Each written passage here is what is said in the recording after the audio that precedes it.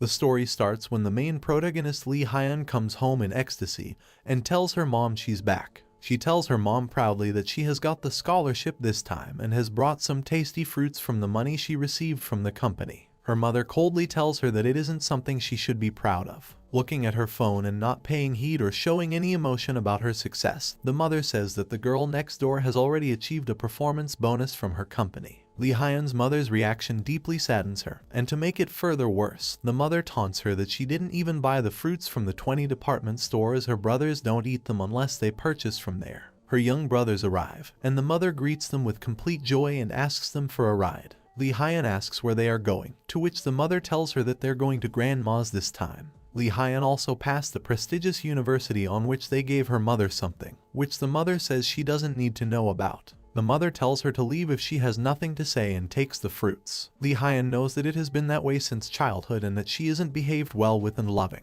She takes a hot bath in the bathtub knowing she is an uninvited guest. She has recently become independent. She lays down on the bed in mere helplessness. Lee Hyun is a 23 years old college student and hasn't been loved since childhood. As she lies on the bed, her phone beeps, and she finds out that the new episode of her favorite novel. She feels that reading a book whose chapter is updated every night is the only good thing in her life. Today's story is the same as the other days, and it appears that the man dressed as a king loves his daughter and tells her that she's the most precious girl in the world. Lee Hyun thinks that everyone loves the girl in the novel, her friends, her father and everyone else, and thinks that it must be a healing parenting novel that must be commonplace for someone. But she feels that reading her favorite novel on a miserable day like today is a precious writing ray of consolation and blithesome to her. She holds her phone and hardly feels terrible that no one loves and cares about her, and she thinks it would be nice to have a world where everybody loves her. She feels sleepy, and at this moment, her phone falls off her hand and the world's gears turn as the phone falls. It keeps falling into the bottomless abyss,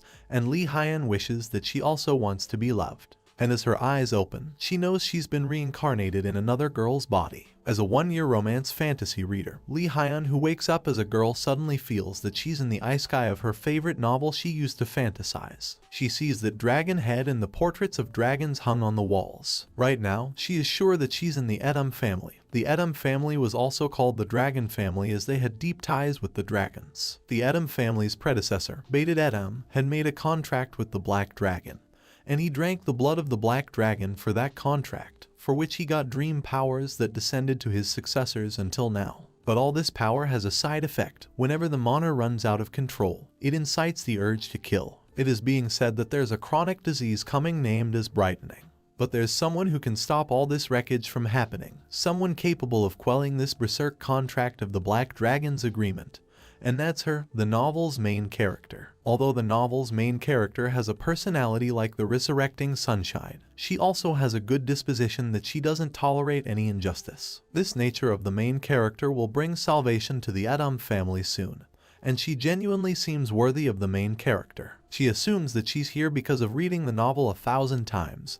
She must have possessed the story's main character. She thinks she will now enjoy her life in pink, just like her pink hair, watching herself in the mirror. She is left in shock to see her hair pink instead of black as she remembers that the novel's main character has black hair. She suddenly remembers that her name is Iron Edom. Iron was the illegitimate daughter and was disowned by her family due to her reckless behavior, and is lucky, too, that her descendants allowed her to live in their house, and also remembers the year when Iron turned 5 due to an accident. In the New Year's party her lineage was questioned and was kicked out. She couldn't believe that she got possessed by an extra side character in the novel I Need to Be Adopted, and she thinks that it's nothing but just an additional misfortune. As Iron gulps the bowl of hot chocolate all at once, her maid rushes towards her and asks if she's okay, as the hot chocolate might still be hot. The maid's name is Mela. She praises Mela for the tasty hot chocolate and how she made it. Mela gets bubbles on her face and flatters a little. Mela tells the little girl Iron that it's called black chocolate, and she's giving that to Iron because there are not enough workers. Mela tells Iron that she has made it with great care and love. Iron remembers that Mela is her exclusive maid, but she was caring and loving even before Iron got possessed. Mela has told her everything about this world and is like a sister to Iron, and Iron believes her the most out of her whole family. She asks Mela if there's an event tomorrow, to which Mela tells her there's a New Year party tomorrow. She frowns a little and suddenly remembers that tomorrow is the day when she'll be kicked out of the family. She immediately puts the bowl aside and tells Mela that she'll be back soon and that she will deliver the rest of the black chocolate to her room. She runs down the main hall to the library and uses her knowledge to pick the best one of our nursery schools in case she's kicked out. Iron gets tired as she's 5-year-old and about to open the door. She tries her best to remember about the old orphanage run by an ancient hero, but she's stunned that she doesn't even remember that. As she is in this dilemma, she doesn't realize another man is standing before her. As Iron notices there's a man in front of her, she's surprised to see a very handsome man with gorgeous hair like they contained all the darkness of the world, and his glistened eyes like honey shine bright, and it seemed to her that God must have created it with sincerity. The Adam's final successor candidate, Erno Adam, stood and read a book from the shelf. She is amazed that it reminded her of the original story and is surprised at why Erno Adam is in the library, as she hasn't seen him for 1 year. As Erno Adam asks Iron about the Book of Divine Magic, she keeps looking at her and doesn't reply as she's captivated by his beauty, so Erno Adam draws his attention back and starts rereading the book. Iron then replies in a short tongue sound, as she's just 5 years old, that it's on the second column of the bookshelf. As Erno Adam doesn't respond as Iron expected, she assumes that maybe Erno doesn't like short tongue sounds and pretends she doesn't know him. Iron finds the book she's looking for, starts reading it, and finds the nursing school, which a great war hero took care of. Erno Adam is also reading it with the girl, but she doesn't realize it. As soon as Erno Adam thanks her for finding the book, Iron becomes nervous, but Erno thanks her and appreciates her knowledge about the readers of this vast library. As Erno Adam asks her about the book she's reading, she thinks she will be kicked out tomorrow and wants to avoid being caught here, so she tells Erno that the book is about practicing leading and writing. Erno knows nothing about what the girl tells her but says it's okay and seems fun and then walks away. Suddenly, Iron feels something strange, and her heartbeat is faster than usual, and in a moment, she becomes a cute little pink dragon and realizes why her lineage is questioned and why she's not an Adam. As she comes out of her clothes being a dragon, she knows she's right because she's a dragon. Iron knows that she couldn't control his transformation at the New Year party and turned into a dragon, but she's worried for now as she doesn't know how to return to her original form. She doesn't want to be caught, so she takes her clothes with her and hides herself behind the shelf. She's so emotional that she can't return to human form forever. She suddenly looks at a ring which is very shiny and looks expensive. She wonders who dropped it. As Iron remembers the call, she gets a flashback about when she saw that ring on Erno Adam's hand and is sure now that it's Adam's and takes a deep sigh. Meanwhile, Erno is returning to the library to get his ring back, which is in the hands of the girl who's a dragon now. As Erno Adam realizes he has forgotten his ring, he returns to the library. When Erno enters through the library's main door, he notices something queer as the little girl Iron is lying on the floor, but it's the fact that she has turned into a dragon, so she's hiding. Erno keeps looking at her and wonders what she's doing down there. At last, Erno goes near the girl and lifts her dress a little. He sees Iron lying underneath and asks her about the game she's playing. Iron blushes and tells Erno quickly that she is picking up the ring. Before Erno arrives, the little girl hides under her clothes and turns back into a human just in time when Erno enters the library. Now, Iron wants to pass a natural vibe and tells Erno that it's his ring when asked about it, and also tells Erno that she picked it up from under the shelf and cleaned it well. When Iron gives her a ring, it shines a lot, making Erno admire her. Erno tells her that the ring is so important to him, so he comes back in a hurry, thanks her for finding her ring upside down with great enthusiasm, and pats her hair gently, which makes the little girl blush and laugh. While giving the ring to Erno, she knows that Erno hates being touched, so she throws the call from a bit of height. Erno stares at the ring and still can't believe the way it's shining. The little girl Iron then sees Erno, tells her she's going now, and runs past Erno. Erno turns back and sees her going back, thinking in his mind that it was fun. New Year's Day arrives, and there's a party being arranged in the Honorable Adam Mansion Grand Banquet Hall. When Iron enters the hall, she's amazed that everybody's there, and they all look shiny. She ponders that it must have been difficult for Iron, who turned into a dragon today, but now it's her story. There's nothing to worry about. Iron learned the orphanage location last night and collected some emergency funds by roaming around the mansion all night. So if she becomes a dragon, she can count on those valuable pennies. Suddenly, the soldiers start to introduce the arrival of the defender of the empire, and the 12th dragon, Duke Myril Edam, entering the hall. Duke Myril Edam is the 12th head of the Edam family, and his 2 sons are also with him. The Duke's first son is Erno Edam, whom she met in the library, and the second son is Celian Edam, who doesn't seem to enjoy the party. The Duke orders to get the party going. Iron remembers that these are the people among the numerous Edams who strongly inherited the blood of the dragon the thickest. The way and the style of the Edams while entering were enough to create an intimidating environment at the party. Iron is shocked to see and can't understand at first, but then realizes that Erno is waving at her in front of the whole party, and she becomes so nervous seeing that Erno waved at him. She also hears some people whispering into each other's ears about the surprising fact that Erno waved at Iron, and she quickly understands that the people are talking about her. Iron, to not draw further attention, waves back at Erno, which Erno feels a little weird as it was a little delayed response. A man stands up and asks the Duke for permission to call the First Order, which the Duke allows. So the man announces the First Order and orders Wilm to come forward kindly. Wilm comes forward and clears his throat before greeting the Duke. Iron quickly remembers this custom of the New Year of the Duke that he calls everyone and orders them to announce their annual plan. Wilm tells the Duke that he's lying about the new study this year as recently. A plant discovered in the eastern continent calms down a man's mind and body and gives a peculiar scent. After hearing this all, the Duke orders Wilm to stop. The Duke asks Wilm about his knowledge of the previous research, to which Wilm gives an affirmative response nervously. The Duke then fumingly yells at Wilm that he's studying a plant discovered a long time ago, and if there's any new flower blooming in Wilm's head. The Duke also tells him that he knows that Wilm has spent all the research money on the bar and harassed a woman too in the store, and that Wilm is also in debt with his family name as collateral. Wilm tries to negate, but the king furiously orders Wilm to tell them what is valid if it's not the truth, that Wilm has tarnished the Duke's name, and that there's no reason to keep him alive. Wilm is terrified by what he's just listened to and murmurs something, but he immediately gets down on his knees before the Duke and asks his forgiveness. The Edam family's New Year gathering is just a dark place where the Duke exposes the dark history of last year. Iron anxiously thinks that there are only so many things to be scolded for and feels that the Duke cares about his family when a garbage man comes and speaks trash. The Duke keeps calling everybody, but when Iron realizes that she may well have to go, she starts sweating in terror but calms herself by saying that there are a lot of family members, so she might not have to go soon.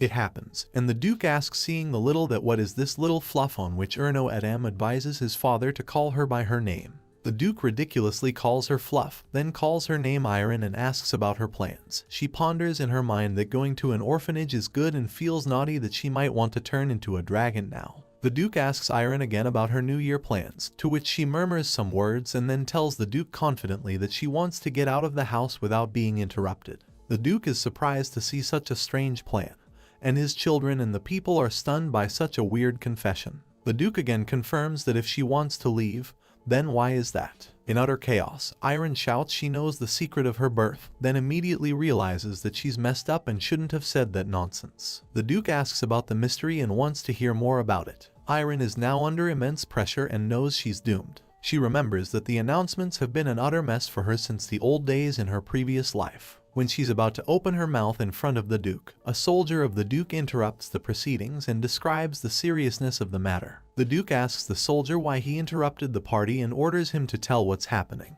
The soldier explains that the floating stone mine has just collapsed and trapped several workers and a manager. The Duke inquires about the casualties, but thankfully there's no death, as they know, but several workers appear to be injured. The king is tense about providing all his workers safety. The Duke is stressed and gathers all his thoughts and orders the New Year's gathering to be held again in a few days and to keep everyone in the family. The Duke points at several people with his finger and orders them to remain silent, wipe their hair, and follow him quietly. The people the Duke calls cry as they feel it's their last breaths while she sees them thinking something. The Duke also points at Iron, who becomes emotional and eventually can't control her tears and starts crying, asking for a handkerchief. Everybody's watching Iron cry and feels sorry for her, but she feels that everyone is angry. Then, she asks the soldier for the handkerchief, which he pulls out of his dress, and as the soldier is about to hand it to her, the Duke swipes the cloth of the soldier's hand. Duke tells the little girl that he didn't order her to wipe her tears and that the next gathering will start again with the girl first and advises her to think smartly. Iron asks if she's not going with the other people, and the Duke ridicules that fluff like her can't even be used as cow food.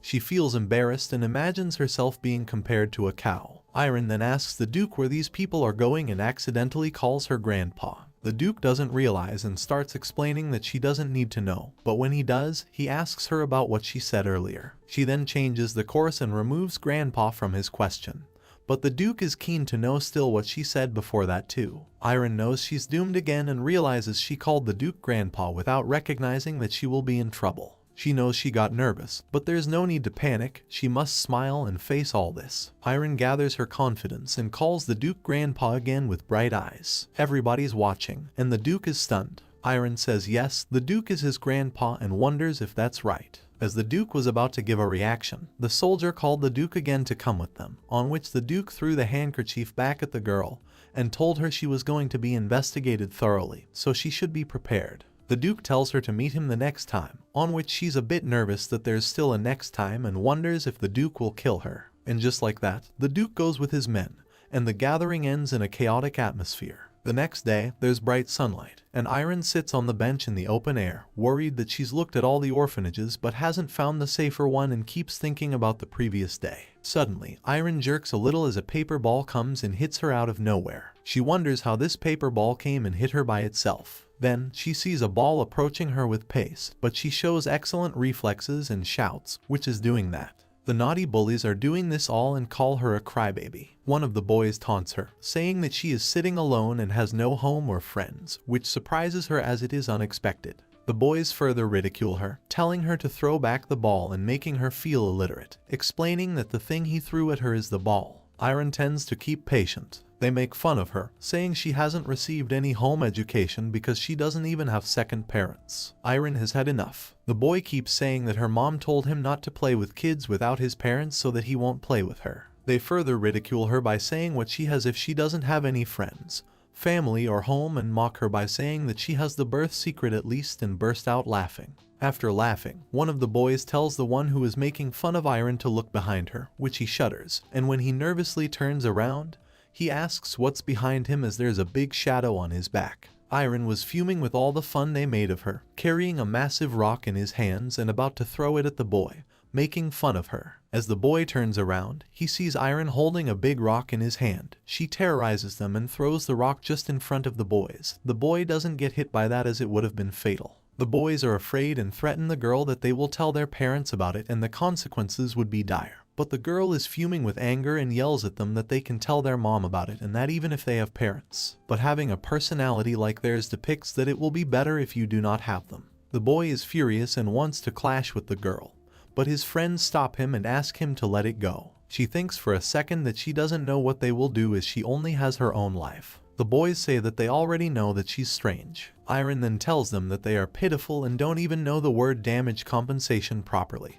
and picks up the rock again and yells at them, calling them amoebas. The boys see this and run away to save themselves. After the boys leave, the girl drops the rock and takes a sigh. As the boys go, Iron thinks she's pitiful and gets a flashback of her previous life as Lee Hyun because her brothers also taunted her that she wore low-level clothes in such a good school, and that they were embarrassed to tell their friends that she was their sister, and also told her that their friends would die of pity if they saw her with us and told her to stay away from their sight. Her mother also didn't treat him right, as his mother was talking to Grandma about the rising price of their house and that it was already twice as much as when Grandma gave it to the mother, and also told Grandma about sending their 2 sons to prestigious universities. And when she talked about her, Mother didn't even take her name and told Grandma that if no one wanted her, Mother would send her to a dormitory. She feels like an ugly duckling in her family, and it naturally happens like an influential person ignores and despises someone powerless. Her father ignored her, so her brothers considered her an ignorable object, and her brothers always got the best part of lunch. And all the accidents in the family were her fault, and that day, she came home late, went to a park, and was sitting on a swing and thinking about all the memories. But as Iron is lost in the memories, she hears the sound of a cat's meowing. She's surprised to see a cat and asks the cat for her friend as she finds the cat cute. She tells her they will sometimes talk like this and pats the cat. Iron has thought about the incident earlier and imagines the boy's mom coming to her and asking her for compensation for real, and what she could give them if that happens. She wants the cat to live with her, but the cat disappears and the girl feels lonely again. But the cat comes out of bush with her whole family. Iron is surprised that the cat has family and thinks everyone's so friendly, but feels lonely that no one is friendly to her. Suddenly, a little kitten plays with her foot and she realizes that she's not alone, a kid anymore. But she'll now go to Mela to eat a pudding and wish the cat good luck. As Iron is going to her room, Erno is watching her. Erno also sees everything about the incident with the boys and calls Iron a funny girl. Erno thinks that when the boys mocked Iron about the no home education thing, he thought Iron would cry, but she didn't and even threw a rock at her instead. Erno knows he was curious from the moment he saw Iron in the library for the first time as she was looking at the orphanage lost, and is surprised that if anyone is a native of the Edam family, he will do everything to hold on to that until the end somehow, and that it's unimaginable that a collateral girl to leave the Edam house. Erno planned to drop the ring in the library and waited outside for Iron to pick the call up, and knew that if she hadn't picked up the ring, it would have ended there. Erno didn't expect it, but the ring went under the shelf when she threw it in his hand. The energy he felt from the ring was clear, and he chuckled a little that even though she had that ability, she still wanted to leave the house. Erno is curious about Iron, so he wants to give Iron a gift and says that those who don't educate their children properly must lie for it. 1 week later, the New Year party is resuming, and Iron is being presented in front of the Duke as the last meeting ended on her turn, and the Duke wants to know why she's leaving. Iron talks about the secret of his birth, and Duke wants to know about it this time. As she talks about it, she wonders if it's an illusion or if there are more people than last time, and also feels that these people are all like homemakers waiting for the next episode. Iron knows she has the funds and is already ready to leave the house. When the Duke asks her again about the truth, a man comes forward and says that Iron's her daughter, and she goes with the flow and repeats the same.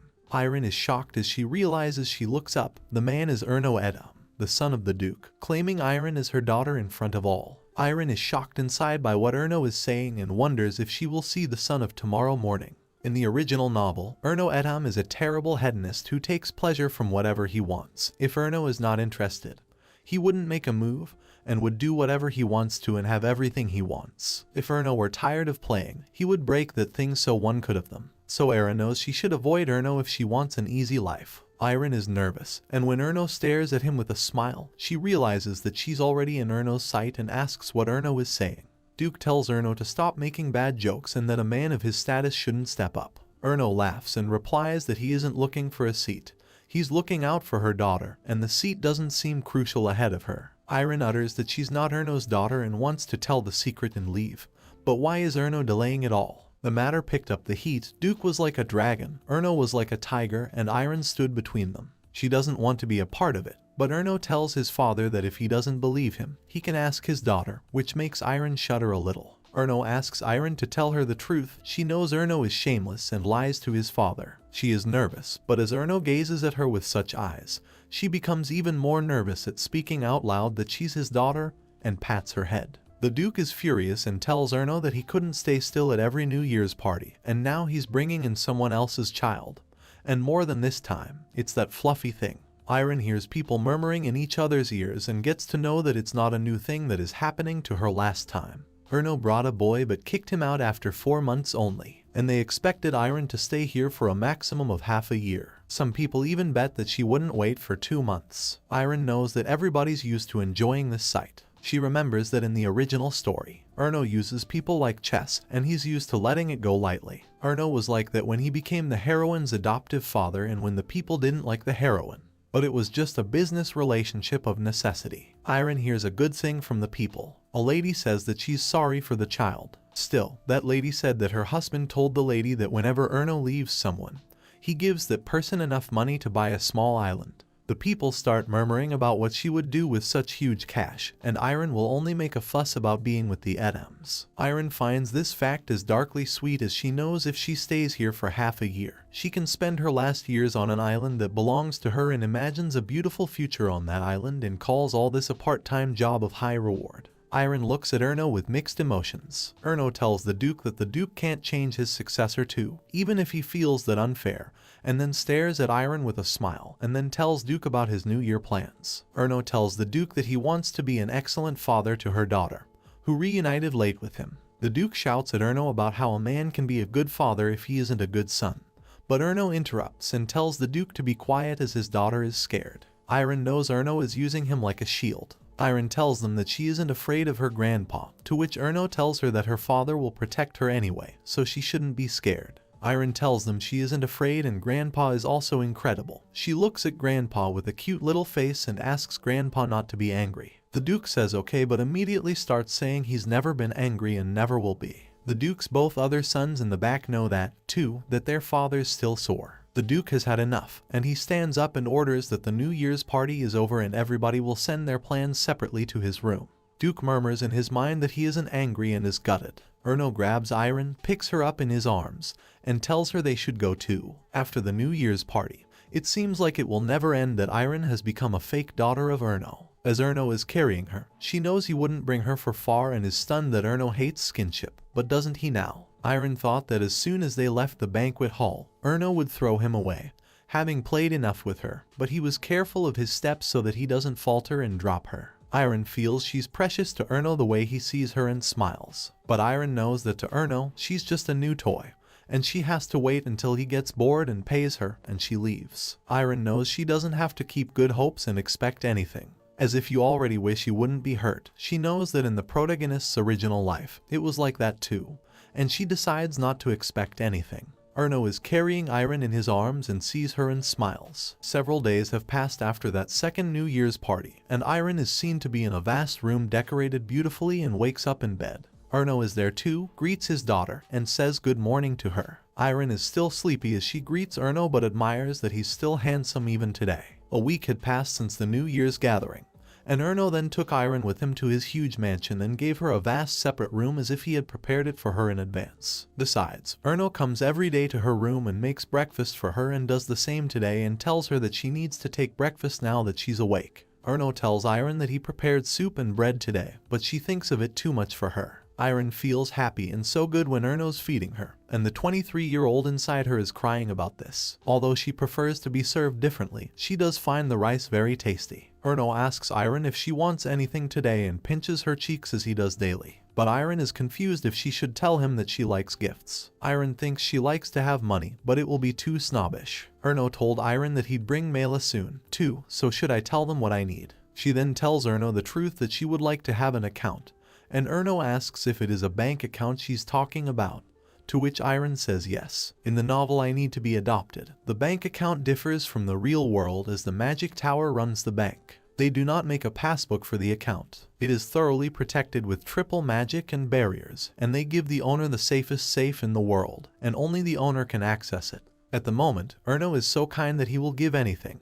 But from the point of view of a 23-year-old, she has just seen fake love and care and expects nothing from Erno. Erno asks if she wants money, to which she says that she wants to raise money. Iron knows it's just like a play where she's playing the role of a homely and affectionate daughter of Erno Etam. She's an extra for the part of a cute daughter, so she has no right to demand anything, expect anything, and wait for the day she'll be kicked out. Iron wants an account so that when she gets kicked out, at least she has some cash to rely on. And she doesn't want to be a walking ATM all the time.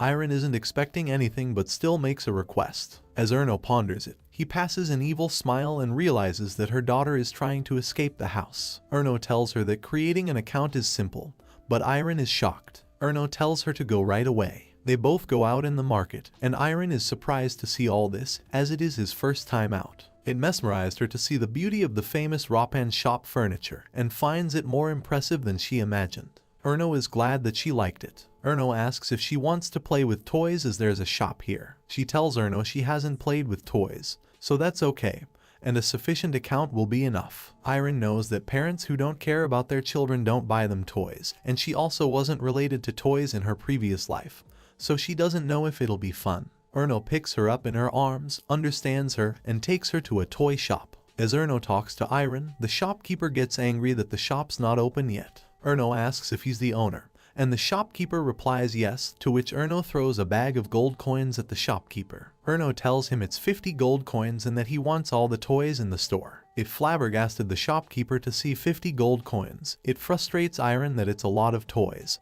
and she doesn't need them. Erno tells her that if she doesn't like them, they'll throw them away and asks if she wants to choose herself. As Erno talks to the shopkeeper about buying the shop, Iron shouts that she'll choose herself. As it's a world where magic exists, there are some strange toys, but some of them are so strange that one can't get enough of them.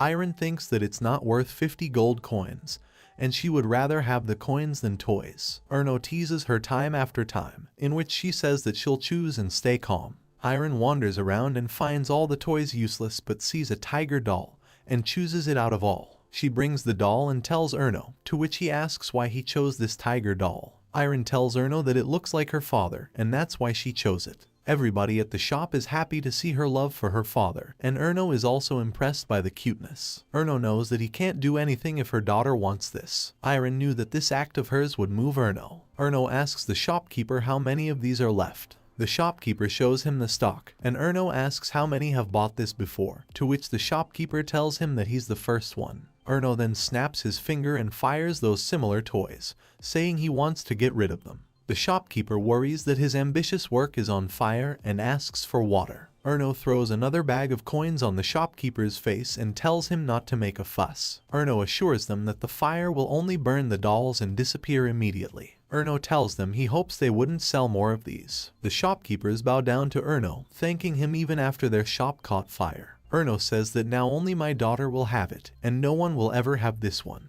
He asks Iron if she's happy, and Iron can't tell him otherwise, so she says yes. The story moves on, and Erno feeds Iron some pudding and asks if it's delicious. Iron finds it tasty. Someone spoils her fun. Duke Myrle. She wonders why she's eating in front of everyone at the meeting. The Adam family holds regular weekly meetings as they lead the largest military project and run many businesses, so they often discuss the projects and business at regular meetings. The family's direct descendants must come, and it's an important meeting that essential positions in the right hands or Duke must attend. Duke Myrle is the most sensitive, and you can't even make a single breath wrong in front of the Duke during the meeting.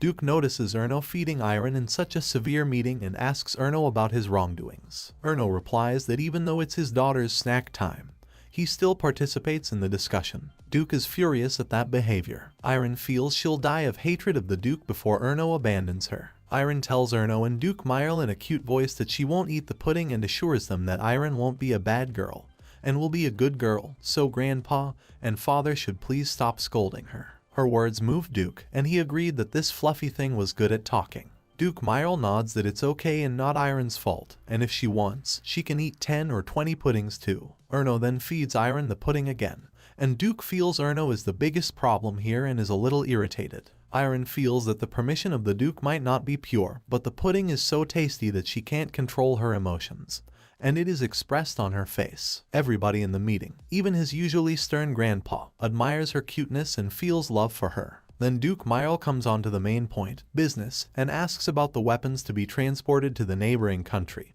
and his people tell him that everything's okay, but the materials are still scarce. Duke Myrle asks about the floating stone in the current, on which he gets to know that the more they dig, the lower the quality of the stone, and the quantity is limited too. Erno pulls Iron close and gives a menacing smile to everybody so that everybody minds their business. As the talk goes on, Iron realizes what the topic is, the floating stone, which is one of the most essential elements of this novel. It is a stone that floats in the sky and is a resource, and the heroine in the story discovers the entrance to the floating stone mine.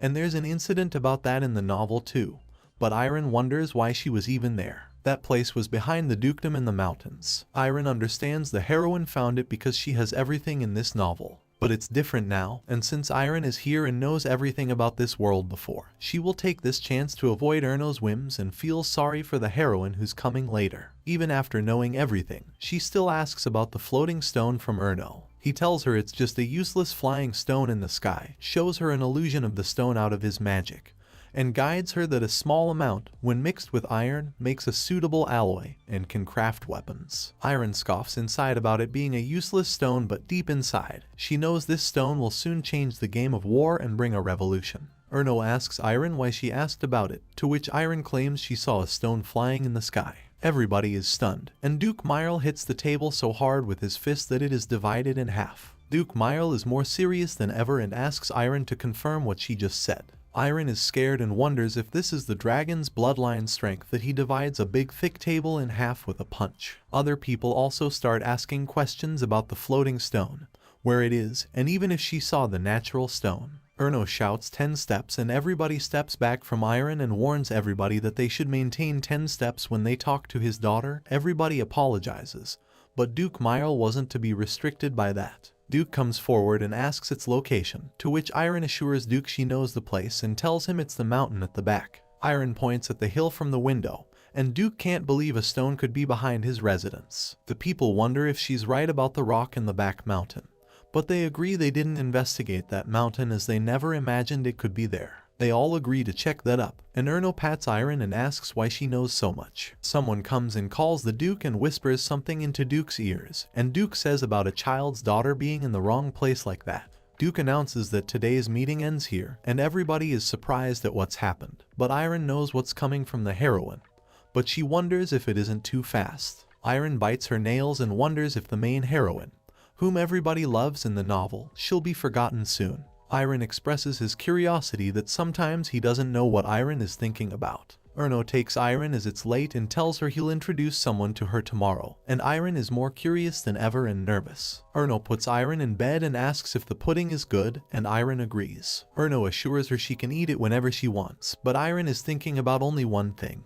This role play of father and daughter will end soon when the heroine arrives, but Iron is prepared for this all. Iron says goodnight to Iron, who's still thinking about the ignorance she'll receive when the heroine comes. The scene starts as Iron asks her father if that mansion belongs to her, and Erno says yes and tells her that even the butler, the maid, and 30 servants will move just for Iron too. Iron calls him the best father. Erno is giving the 100 million gold to Iron as he promised in front of everyone. As Iron is about to grab that, Erno pulls his hand back, shouts at Iron to get out, and calls her a fool. Iron can't understand why. Erno agonizingly screams that only if he had known that Iron was a nasty dragon sooner. Iron turned into a dragon, and they kicked Iron out, and she couldn't believe it ended like this. Iron shouts no, and suddenly, she wakes up and realizes it was just a terrible dream, and everything's fine. Her heartbeat is fast, and she's sweating. The next day, Mela is here, and as she sees Iron in a beautiful dress, she praises Iron for looking good in any attire she wears. Mela enthusiastically continues that all clothes are made for Iron and that she's incredible. But Iron feels Mela is more motivated after coming into the mansion. Then, Iron tells Mela she has to go and takes her father's look-alike doll. Iron goes out, assuming his father's outside his room. But she notices that it's not Erno but his 2 sons talking to each other and saying that the girl here is Iron. And they realize Iron is a child from up close. They tell Iron their father told them to bring you to the table. These 2 are Erno's sons, Kalian Adam and Cillian Adam. The red-haired boy is Kalian Adam, who's a little short-tempered, but as he grows up, he becomes the greatest wizard. And the younger one is Cillian Adam, a very calm and highly talented swordsman. Iron finds them both precisely similar to their father, Erno. Kalian asks Iron to go with her as father's waiting already. As they're walking, Iron is so short that she has to run to get along with Kalian and Cillian. Iron suddenly remembers the dream she saw last night and knows that Erno hates reptiles, and even in the original novel, it is mentioned several times. She fears she might turn into a dragon on a primary day, but she notices that they both are too fast to catch. Iron stops and calls the brothers to tell them they're way too fast, and as they turn around, she questions the looks in their eyes. Iron imagines if both Kalian and Cillian turn out to be the same as everyone and might scold her that she's stupid and that they feel sorry that their father and mother gave birth to her. So she stops yelling and tells the brothers that it's okay. She's slow. Iron tells them they can go first, she'll come later. Kalian goes back to Iron and calls her while moving his hand to her. But Iron shrinks a little as she thinks Kalian might hurt her. Kalian puts his hand on her head and asks her why she is following them foolishly if she doesn't want to come with them. Kalian picks up the doll and requests that Cillian pick her up on his shoulders. He said Iron says that she's heavy, but Cillian is a strong lad. Cillian takes her on his shoulders and moves forward with Kalian. Kalian wants to give Iron advice and advises her not to get too attached to her father as he plays pranks like this often, and that she shouldn't get hurt by what her father says. Iron realizes Kalian is surprisingly a good guy. Kalian tells her that his father doesn't like him too much, but it's okay. Cillian lifts her off her shoulders in front of the door. Iron turns back and says she's okay too and smilingly says she has a secret of hers too, which both brothers wonder what that could be. As Iron opens the massive door to the table where Erno is sitting, she sees Erno sitting in front, dressed like a true royal gentleman. Erno asks Iron if she slept well, and Iron runs towards Erno, saying she missed him a lot. Erno thanks his sons for bringing Iron all right. Erno feels by the looks on his son's face that something's wrong and might be with Iron, on which they both immediately assure their father that everything's okay. Kalian tells Erno that he has heard that they're suddenly vacating the mansion, on which Erno feels they might have found his sister's daughter. Kalian asks if Erno's talking about that old aunt that ran away from home. Erno says yes and is continuously pinching his cheeks of Iron. Erno asks her daughter about the doll, which she says is perfect and soft and warm. Even at night, she sleeps with the beauty too, and she thanks Erno for such a valuable gift. Erno suddenly feels a red spark in his ring, and suddenly a red spark of light hits Erno rings, and he leaves Iron, and the doll falls to the ground. Erno calls Kalian twice and asks him to take Iron with him and run away from here. Sicilian asks his father if he's okay, but Erno orders them to take Iron away and run hard. Iron sees her father sitting on the ground, wondering what's happening to him. Erno is getting mad, and he breaks the table too. Kalian tells Iron that they need to go now. It was the secret of the Edom family that sometimes they feel the urge to kill when their magical powers fade, and people call it berserk. Iron remembers the people called it berserk as Erno is holding his head in sheer distress. As fumes of dark magic surround Erno and get angrier, Iron remembers she might have read about berserk in the novel and can't believe she didn't recognize it. Erno Edom's berserk sometimes pops out even when wearing a magic suppression accessory. According to the original story, one day, Erno was sitting and eating with his family in a greenhouse, and out of nowhere, he turned berserk and killed dozens of servants. So when Duke Myril learned about this, he ordered to put Erno on probation for a while, and he became a true monster of the Edom family, and today again, history might repeat itself. Kalian orders Cillian to go out and spread the evacuating news while he is with Iron. Sicilian asks them to be careful. Iron feels her father's pain and knows she can't leave him alone. Iron puts pressure on his mind and knows there must be a cure. Iron remembers a scene from the original novel in which Kalian and Cillian are talking about a warm and shadowing tree in the greenhouse of their father, and Kalian tells Cillian that the fruit has finally developed. Now they've found the cure for berserk. As Iron is finished remembering, she leaves Kalian alone, who's worried that Iron shouldn't go out alone as it's not safe. But Iron is just not meant to be stopped there and assures Kalian that she's coming back in no time. Iron understands that it's baffling, but she knows that if Erno gets probation, her money, her island, and her mansion will vanish away, and she'll be left with nothing and homeless. The play that seemed like a dream for her would end too soon. This motivated Iron, and she ran as hard as possible. As she's out there looking for that tree, she finds the tree and remembers the words from the novel that in the warmest place, covered with a large blanket of shade, a tree of red berries. There's another flashback from the original novel in which Kalian and Cillian were surprised that the tree was near them in their father's greenhouse. It bears fruit all year, and they both feel that their mother might know something about this tree or that this might be a present from her to us. Iron knows that the red berries of this tree are the main component of the cure for berserk. Iron takes out her little bag with gold coins in it, ponders for a second, then throws all of them on the ground and thinks she'll return to find them later. Iron tends to be careful as there are a lot of thorns on this tree. As she tries to grab the first berry, she gets pinched by a thorn, and it hurts her a little, but she has to get the berries as fast as possible. Anyhow, she gets a bag full of red berries and feels good. Iron then thinks she must return and feed her father all the berries. As she's about to return, she hears a scream from the dining hall. It was a boy as Erno had pulled him up from his neck and strangled him hard. The boy was screaming for help, and at just the right time, Iron entered the room and shouted to father to distract Erno. Erno throws the boy away on the floor and then moves toward Iron with a menacing smile. Iron is terrified a little, but she gathers her breath and understands that Erno is the one who's in pain here the most. Iron understands that being shunned in the worst of times is the most heartbreaking and miserable thing, as in her previous life as a 23-year-old girl. As Erno approaches her, Iron tries to bring Erno back by shouting father, but he isn't meant to listen in that state. Kalian hears all this and thrashes the door open as he looks for Iron, but he sees Erno has pulled her up, grabbed his neck, and strangled him, and shouts Iron. Iron is an intelligent girl and knows what she's doing. She bites the hand of Erno, and he leaves her neck, and immediately she pulls out a handful of berries from the bag and forcefully puts them into Erno's mouth while falling. Erno falls to the side and swallows the berries. Iron then rushes to Erno again and shuts his mouth so he chews and swallows them properly instead of spitting them out. Sooner, dark magic fumes fade away, and Erno becomes unconscious for a minute. She wonders if the berries worked. Iron then grabs some more berries from the floor and wants to put them into Erno's mouth as she doesn't want to see even a little sight of them. As she's about to make Erno eat more berries, Erno grabs his hand and calls her name as he's back conscious. Erno holds Iron's hands and stares at her with pure love and emotions, which makes Iron emotional. She also requests her father not to get angry as she's scared. Erno assures Iron that Dad's not angry and why he would be angry with her daughter. Erno holds her close and tells her to calm down as everything's alright now. Tears start falling from Iron's eyes. While crying, she sees her father's doll, which doesn't look in good condition and seems torn apart. She wonders if it's broken,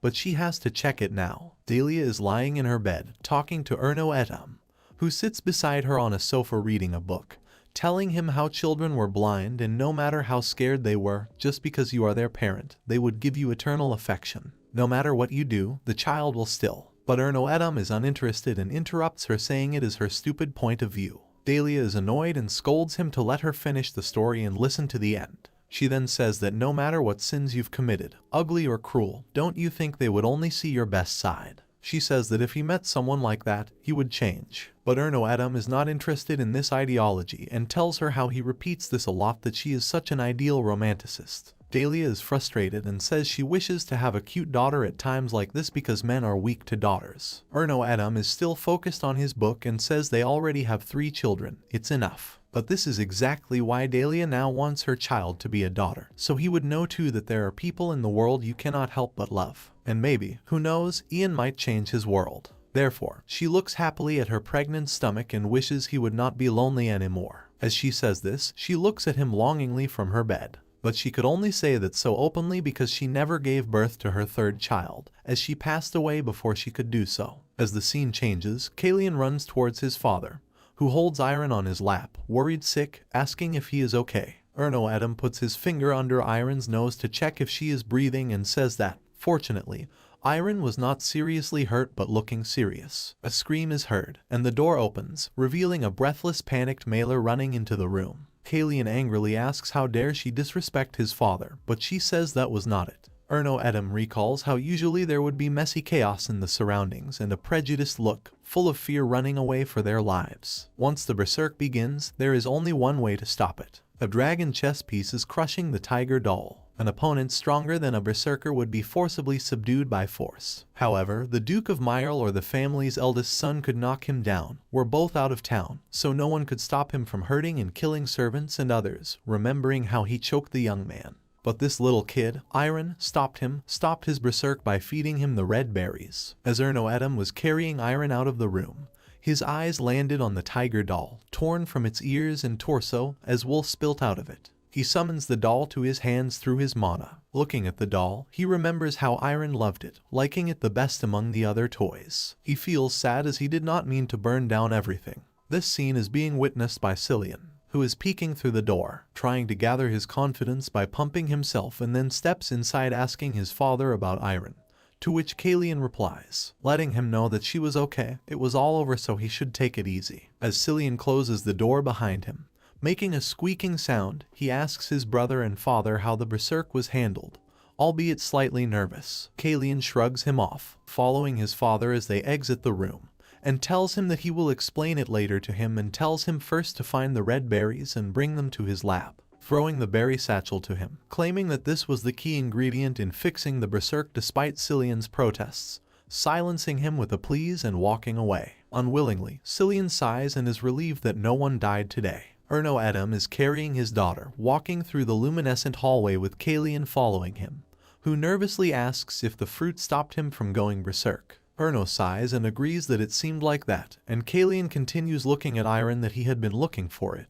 But how did she know about that? Erno Edam replies that because she has many secrets, that is why. The sentence makes Kalian stop in his tracks and asks his father to stop this prank right here, as he feels sorry for her. And she also helped his father this time, saying that Erno Edam signed the contract with that guy last year anyway, and it is not the same with her, Cillian and him. But his request is interrupted by Erno Edam saying it is none of Kalian's business. Kalian protests that she took a risk to save him, but he is warned by his father not to make him say it twice. The aura surrounding them shifts to dark, scaring Kalian, who excuses himself. Erno Edam thanks him for his work and tells him to leave as he walks up the stairs into her room, leaving Kalian slightly stressed. Upstairs, in the bedroom, maids are tending to an unconscious Iron on her bed, wiping her with wet compresses. All the while, Erno Edam stands on the side, arms crossed. He thinks about his wife, Dahlia, softly appearing through the heavenly curtains, calling him Marie knowingly. Still, he denies, saying he was only joking, but she does not believe him.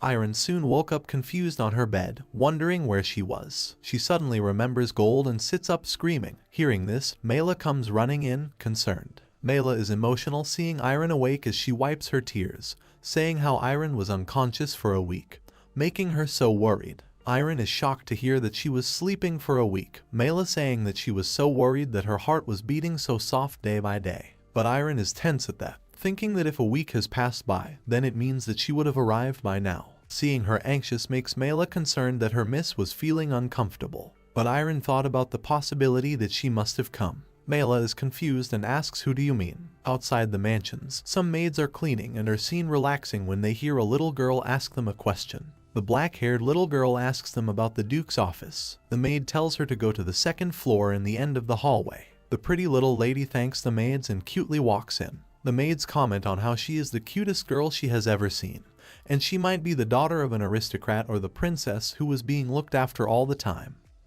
But the other maid does not believe her. The little girl is none other than the female protagonist of the original story. Charney Edom is the main character of I Thought I Was Adopted, but I was mistaken. Where I live now, Charney can vanish berserk and has a personality like sunshine. Many people in the novel love her. She is the child who gradually melted even the cruel and cold heart of Erno Edom.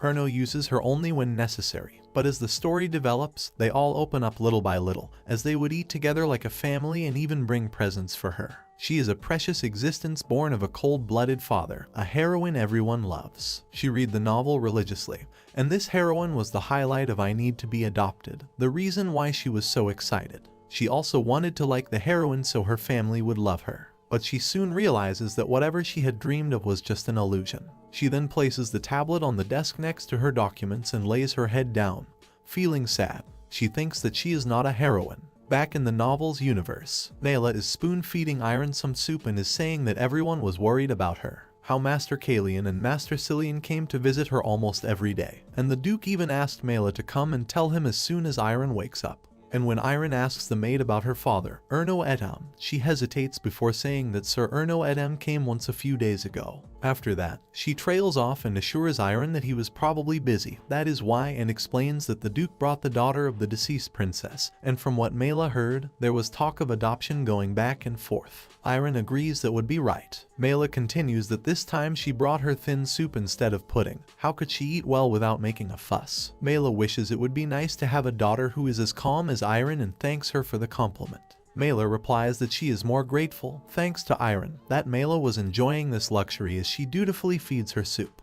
Iron is confused about the mention of luxury, to which Mela explains that getting a promotion, getting a pay raise, and seeing such a cute girl every day is the luxury she is getting because it seems like Iron has been blessed by a god, making the little girl giggle, and Mela agrees. But then the aura shifts around the maid as she tells her to continue like this and that the little girl must listen to her carefully. The little girl is confused, but Mela changes the topic and tells her to be prepared as the time has come. She shows the little girl a pink dress and tells her to get ready to go to the Duke slowly. Soon they stand outside the Duke's room as the guard allows them to enter, as Mela thanks him. Iron thinks that once the door opens, the heroine will. She wonders if she will be okay, and tells herself not to expect chamiso, as if she won't expect anything, then she surely won't be disappointed. She would be going back and forth as if nothing happened. The door opens, and she finds herself in the presence of the Duke, her father, and Charney Edom, who stands behind the Duke, clutching his dress. Iron cheerfully greets her grandfather and father and then looks at Charney, recognizing her.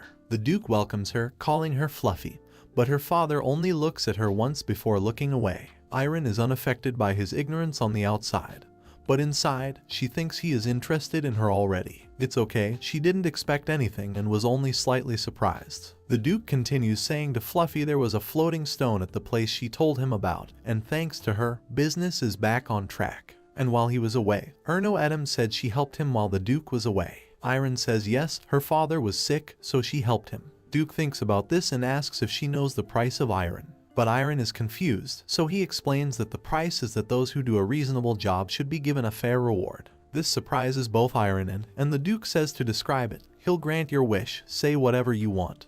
Whether it's a business right, a direct descendant's last name, he'll give it to you. She is happy to hear this and thinks that if it was her wish, then it is obvious that she doesn't need business rights or family names of direct descendants. Iron steps to her grandfather, the Duke, and says she only wants money, transfer to my bank account 1 million roasts, please. She thinks the monetary unit of this world of I need to be adopted and the Korean currency unit are the same.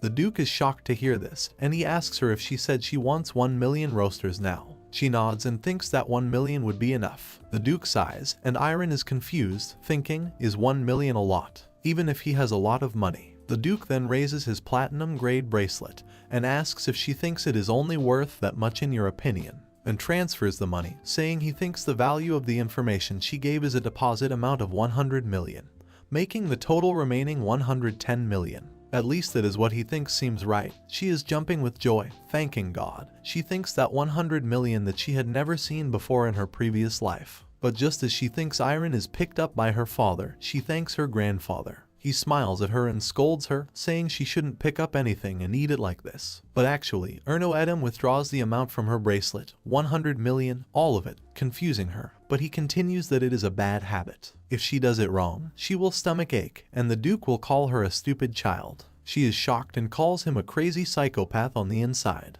But he taps the bracelet again, saying he got it, daughter, and deposits 1 billion, making the total remaining 1.01 billion. The little girl is surprised as he appears like a god of wealth to her. But this sweet moment is disturbed by the Duke, who scolds Erno Edom, saying he always does everything he can and tells him to hurry up and start the Charney adoption process as T will be of great help to him. But Erno Edom smiles, hugging Iron, and tells him that he already clearly told him, my lord, that he already has a daughter. Still, the Duke is angry, saying he is not asking him to play house, and Charney has the power to calm berserk. And no matter how messed up, he wouldn't want his children to get hurt. She thinks that's right. The ending was decided from the beginning. Erno Edom settles her down and tells her she should go to her room and that he will pick her up at dinner. She agrees and leaves the room, thinking how an extra like her would be Erno Edom's real daughter. She convinces herself that she is okay and has made money, and she knows all the orphanages to go into, and it's all perfect. Everything is fine, she says as she closes the doors. But it is a little bit sad. But it's okay, she calls out to Mela, and the maid and the guard at the door are surprised as she came out early. But whatever. Iron says that she got some pocket money, that's all. Iron then tells the maid that she is tired, so she'll go and take a nap first, to which Mela says that she will make the bed for her. But Iron says that it's okay, she can do it alone, and runs away happily, saying she will see Mela later, despite the maid's protests that she would do it. But as Iron walks away, Mela thinks that until the end, Iron chose only the pretty things. As she looks out the window, Mela thinks it's a little earlier than planned should she fulfill her mission now. At 5 p.m., in the annex, the sun sets and Iron sneaks around the mansion, looking for anyone around there. She thinks about what she is doing now as she looks sad. She thinks about herself that she is Iron, a dragon beast who is about to run away. The day before, she was packing her things in preparation for running away by bringing stolen goods from the annex under the bed where she was hiding her stolen gems and money. Now she is trying to infiltrate something which she has never done in her life. She thinks it was good that she looked innocent as she met soldiers on the way, but they did not suspect me. Now as long as she has the last gem. Her thoughts are interrupted as she sees the maid Mela quietly going somewhere. Iron thinks about how she is going while carrying someplace, making her curious about what is going on. Then she heard someone saying that this time they would be in charge of the first floor. From the door, Mela entered. But she shrugged the confusion off as this was not the time for that, and she should hurry up and go into the room, as today it could be her last dinner with Erno Edom. Mela is waking the little girl as it is morning. Iron is confused as she wakes up on her bed and remembers that she was supposed to have dinner with her father last night. Mela hears her saying that and asks about the dinner with Sir Erno Edom. Sir Erno Edom had something to do yesterday, so that he couldn't leave his room. She then comments that it's no wonder she didn't change her clothes. Iron replies, confused, right. I have gone nowhere, right. She thinks that come to think of it, she went to the annex yesterday, and fell asleep waiting for Erno Edom until 9 o'clock on the bed. Of course, now the heroine is here, she is forgotten now. But Mela says that it is because he received a probationary order. Iron is confused about the probationary order, but the maid says that she does not know the details. But she heard the Duke was furious at her father. But Iron is still sad as she thinks he didn't come to see her on purpose because he did not like her anymore. The thought shocks her as she slams her fists on the bed, thinking of not expecting anything.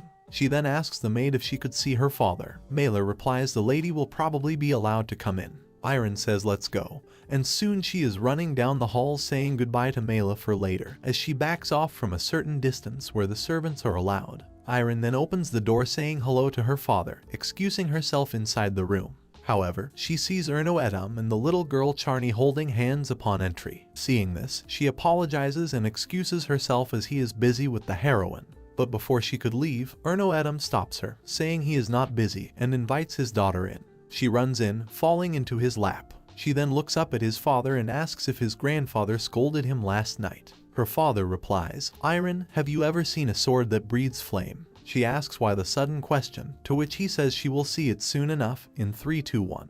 The door opens with a blast revealing an angry Duke wielding a sword as he yells Erno at him. It is not enough to chew on him. How dare he steal a mine and the family name and put it in his name? Do you have an idea or not? Iron, who recognizes the flame as Dragon's relic, witnesses the scene. She thinks it is the dragon fire. It's my first time seeing it in person.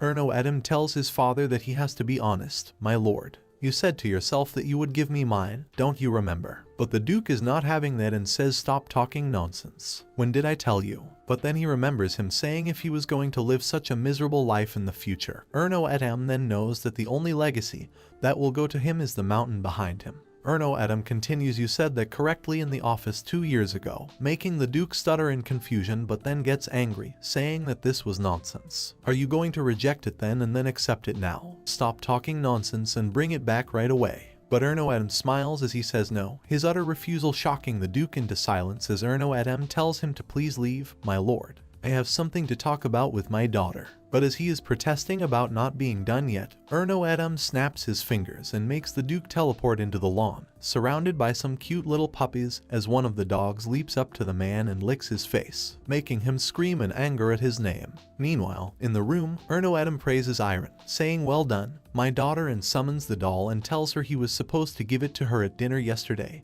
and apologizes that I'm sorry that it's my daughter's #1 treasure. Iron remembers the doll and is happy to see and thinks it was safe then and thinks it became softer. She smiles happily and thanks her father, saying she'll take it more. The scene makes the other two confused. Erno Edam agrees, and then Charnie says excuse me, it's super cute. Can I rub it once? Iron is happy and says yes wherever and however she wants. But to her surprise, she rubbed Iron's cheeks instead, saying they were so fresh, soft, and fluffy like milk and bread. The sensation confuses Iron as she calls Charnie, her sister, to wait a minute. But hearing the word sister makes Charnie confused as she steps back, making Iron think that wasn't she their sister. Wouldn't that be okay? She then apologizes to Charnie, saying sorry she thought Charnie was a sister. But the black-haired girl is happy to hear this and runs to hug Iron, calling her cute, despite her struggle in the hug as it was suffocating for her, and she is 5 years old. And since she is 8 years old, she should call him Charnie's sister and call her cute. She continues saying it happened to be quite good if only she had a cute little sister, and she wishes they could have told her earlier.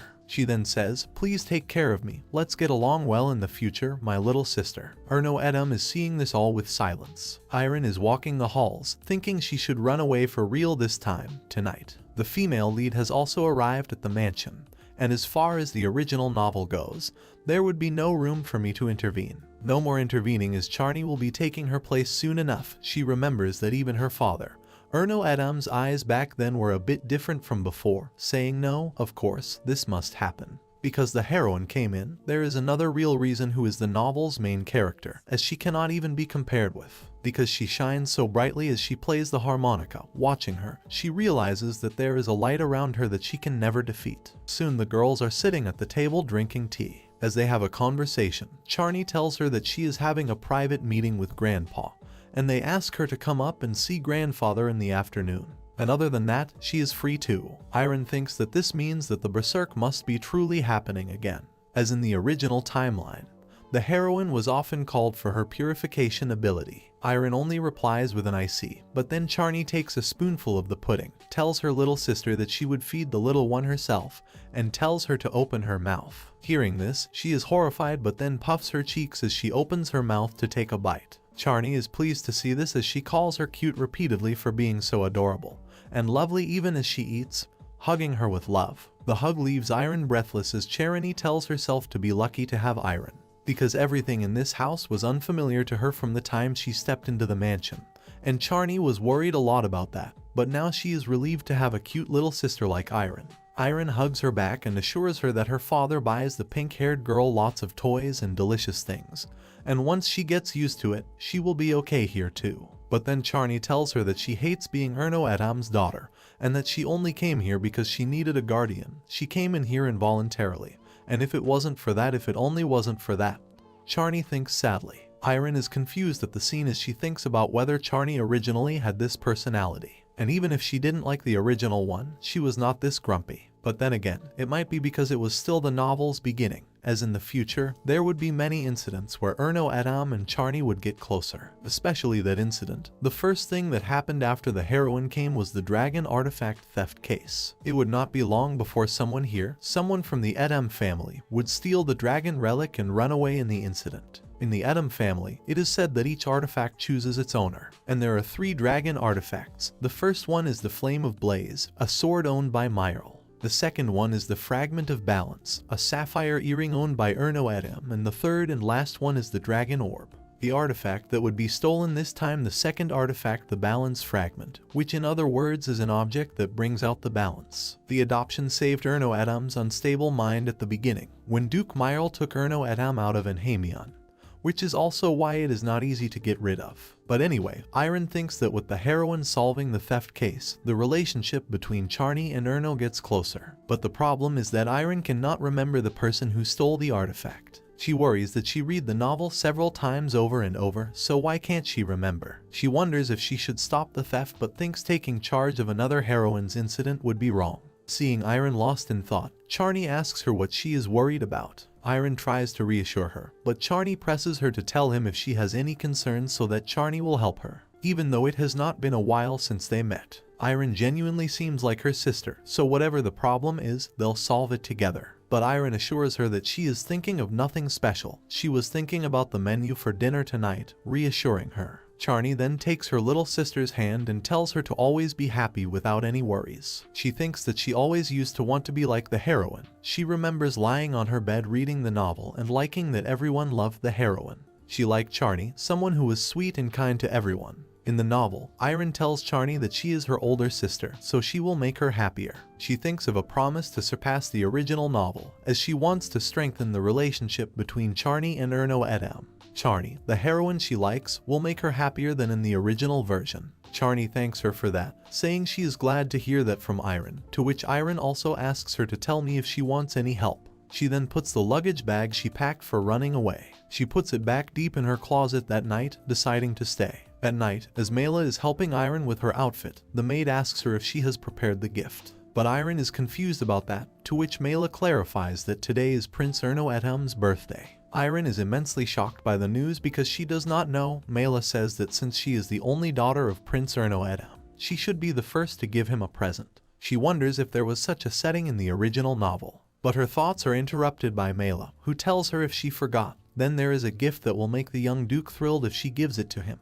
The earrings that Prince Erno Adam always wears. Hearing this, Iron was reminded of her thoughts yesterday. Mela continues, the earrings are marble with other fragments, and if Iron collects all of them, the young Duke won't turn scary. This makes her think that the culprit wasn't such a significant role in the novel, just an extra in debt and in need of money. Mela says that she knows where the rest of the fragments are, so if she gives this present to Erno Adam, he will adopt Miss Iron instead of Miss Charny. Iron asks the maid if this means she could stay with Mela then, to which she agrees and asks her to do a favor. Hearing this, he remembers the culprit who stole the artifact while Mela asks her repeatedly for the favor. She remembers the culprit to be. Mela asked Iron how she was doing and whether she would listen to her request. And as she is asking that, the atmosphere turns ominous as she does because she remembers the culprit just then.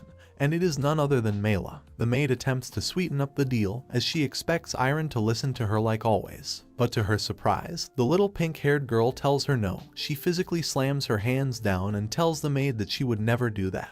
Mela is left shocked, wondering why the no after such a good treatment, as Iron walks out from the discussion to her bed, climbing on it as she refuses. Iron reasons that her father said stealing is an evil act, so she would pretend that she did not hear anything from the maid. But as she slips into the blanket, Mela politely threatens that she will reveal the fact that the little lady is a beast woman, as she has been her attending maid for so long that she noticed her secret. She also knows that Iron turned into an animal at the New Year's party, evilly hinting at the cocoa up she drank that day. The information is shocking for Iron, as she was expecting the cocoa to be a good effective medicine.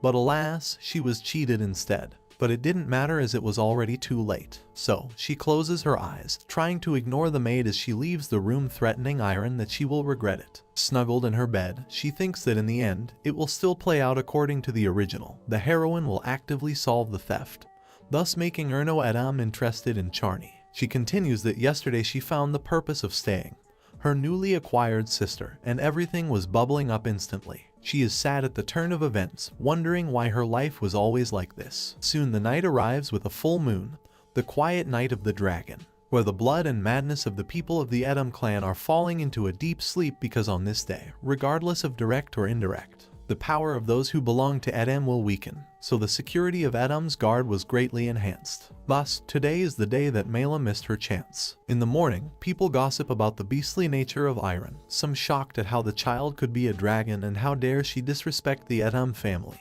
even talking about how Mela took care of it like a nanny all these years. The pink-haired girl is seen talking to the head butler of the Edam clan, a serious man, making her wonder if something happened and if she should run away now. The man apologizes and explains that his name is Kylo. He apologizes for his sudden appearance and asks her to accompany him somewhere. She strengthens her will, thinking that whatever has to come will come, and agrees to follow him. She wonders if the fact that she is a beast girl will be revealed, but it is okay if that happens. Soon she is standing in a hall full of people in front of the Duke himself, who orders that she must answer his questions honestly from now on. He then asks whether she conspired with the man in black and stole Erno Edam's earrings. Was that true? The question is shocking for Iron as she wonders if she did steal the earrings. She looks at her maid, crying crocodile tears, and thinks if Mela is blaming her. But she treated her so well. Outside, the questions continue, asking about the fact that she was the beast girl. The Duke angrily orders her to please answer honestly. If it is false, then say no. If it is true, then say yes. Iron looks up at the older man and replies that she is a beast girl.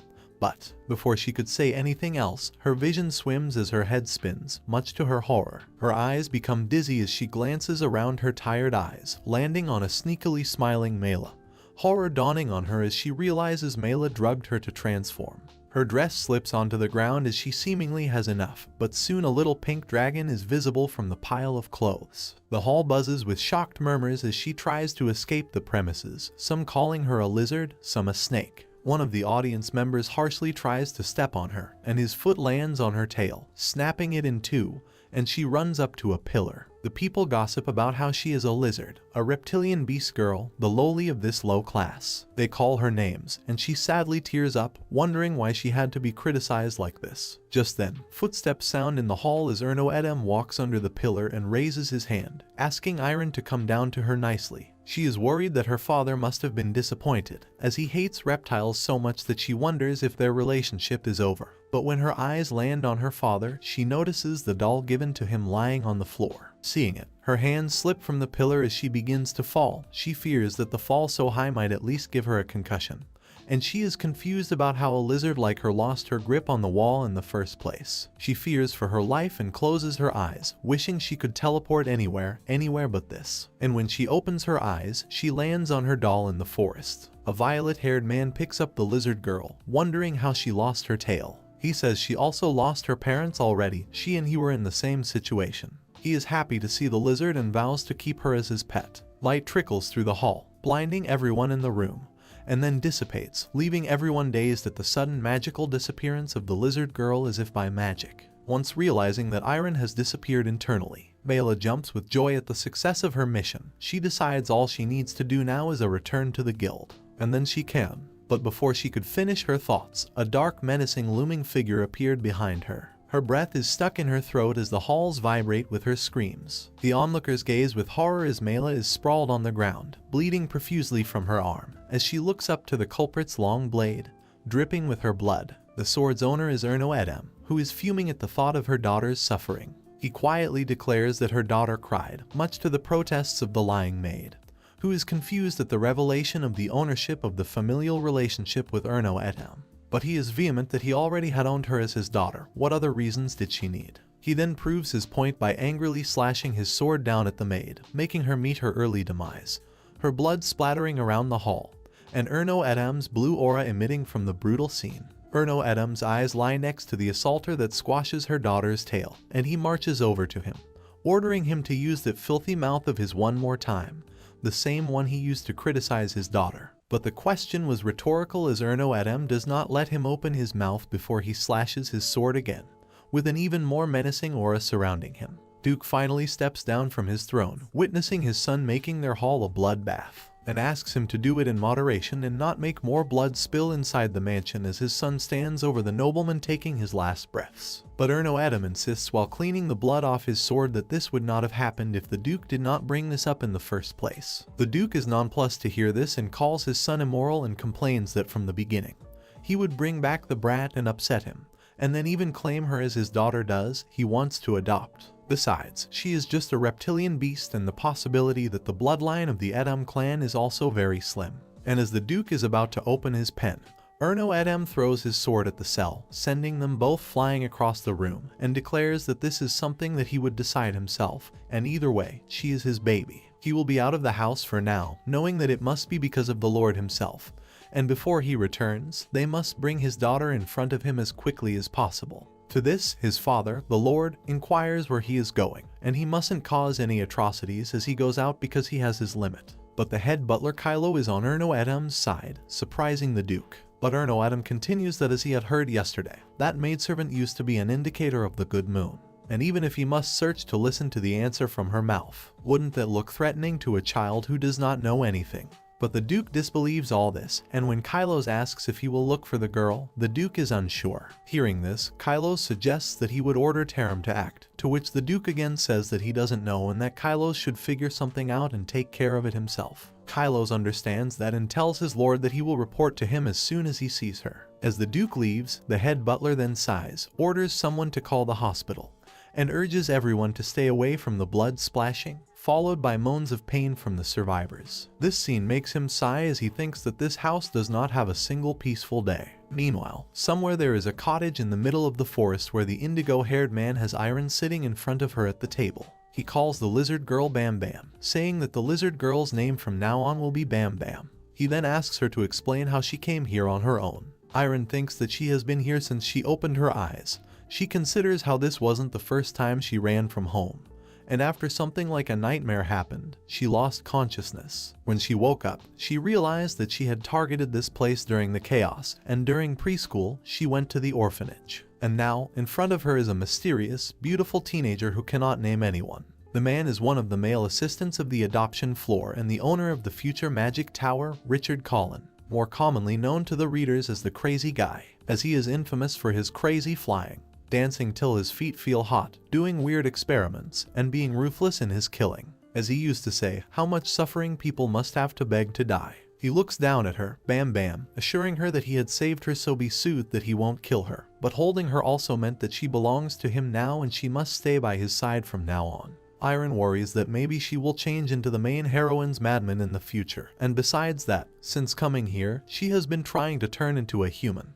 But as she stresses and stretches, she cannot transform back. She isn't even showing signs of changing, much to her chagrin. Richard looks at her loudly, wondering if she never had a tail, but then deduces that a fellow lizard might have wounded her. He then swallows that, of course, whether it be humans or reptiles, they are all the same. They all bully the ones that are different from them. The statement makes Iron look up at him, remembering how Richard is also a poor child who has lived in a discriminatory environment since childhood, as he is knowledgeable compared to other people, and his beautiful, magical talent is also different from others, thus being distinct from others and having no parents. He then nudges his hand to her to climb up on and promises to raise her to be strong. Even if she has no tail, he will prove that she is not inferior to anyone, thus vowing to take revenge on the bad guys who bullied her. Richard then asks if she agrees, and the question is confusing for her as, on the one hand, she wishes no revenge, but on the other hand, she does. So she agrees, making him glad, and he tells her to start training tomorrow. Just then, the door opens, and the principal calls Richard and asks him why he didn't go to the practice today. But Richard is uninterested and says he does not want to hear it. The principal assumes that he must not have gone because he has no friends, but Richard is offended to hear this and grabs Bam Bam, making her visible to the principal, who reminds him that pets are not allowed in the house. But Richard hides her, saying that he just hiccuped himself and had no pets. But the principal is suspicious and asks him to stand back from the animal. Richard angrily refuses and says that even if he is the principal, Richard does not like anyone touching his stuff, and both are in a fierce standoff. There is a story from a long time ago. Once upon a time, a gentle and honest boy lived in a harmonious family. One day, while the boy was working with his uncle in the fields, he heard the whisper of the god who said to raise your sword and protect this land. The end was shortly after the war broke out. The boy who received the light of God bravely cut off the enemy's heads, and thanks to the cleverness and warrior skills of the boy, they won the war. But the horror of the war was endless, as the scenes followed were brutal. Children, heroes,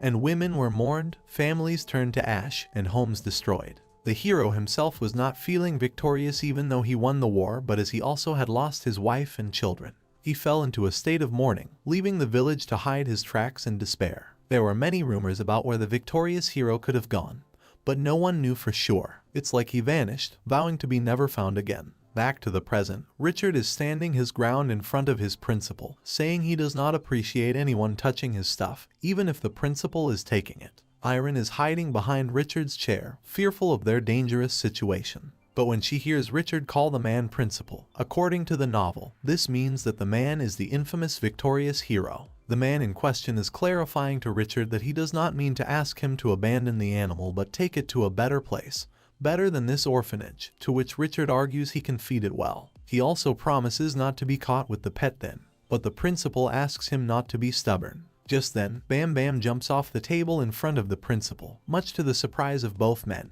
She then kowtows in front of the principal, shocking him as he realizes that the animal was begging to be allowed to stay there, to which she early nods in affirmative. Richard is speechless at seeing such a magical creature who understands human language. The victorious hero concludes that this is a particular size for lizards. Impressed, he allows Richard to keep the lizard and educate the animal well. He exits the room, claiming it is late today, so he should rest and attend practice tomorrow. As the door closes, Richard rushes to crouch in front of his Bam Bam in shock as she asks how she did that and if she understands the human language. He is proud of himself, as his eyes were not wrong, and she is the most special lizard in the world, and meeting each other was destiny. He advises her to stay with him from now on as both of them have places to go. He pets her head, promising to chase her to hell if she ever runs away. Richard then kisses her cheek, much to her shock as she tries her best to remember that Richard Collin is a sub-make-the-lead, and the master of the future master of the magic tower, and a crazy man among the genius magicians. Seeing him, she is reminded of her father. The next day arrives at the house where the boys in training are having their meal. Just then, Richard steps into the dining hall, and a group of bullying young men begin to comment on him as soon as he arrives. But he is trying to appear unbothered as he decides to quickly have his meal and leave to buy some fruits for Bam Bam after dinner. The bullies continue to jeer at the indigo-haired young man, saying that he skipped all the practice but still has the gall to come into the dining hall to eat. They remark that the principal has some favoritism over Richard, giving him a single-person spacious room. The black-haired bully comments that maybe the principal pities him, considering he used to be enslaved. This comment stops Richard in his stance, the words getting to him. The bully, unaware, continues going as far as to say that he must be the kind of pet that lies on the ground. Richard stands still in his boots as the chef pours red gravy on his noodles. The redness of the sauce symbolizes the anger Richard is feeling at the moment. He then quietly takes his plate towards the bully's table and slams his plate right across the face, sending him down onto the ground, sputtering as he is coated in the food. Richard calls them all too noisy and stupid pigs, and he ominously looks at the fallen bully and asks him to repeat his earlier statement. The bully says what statement, to which he raises his hand as magical ice crystals form over his fingers as he prepares to launch the magic onto the bully. But his writing is blocked just in time by the principal, who reminds him that using magic on other people is forbidden.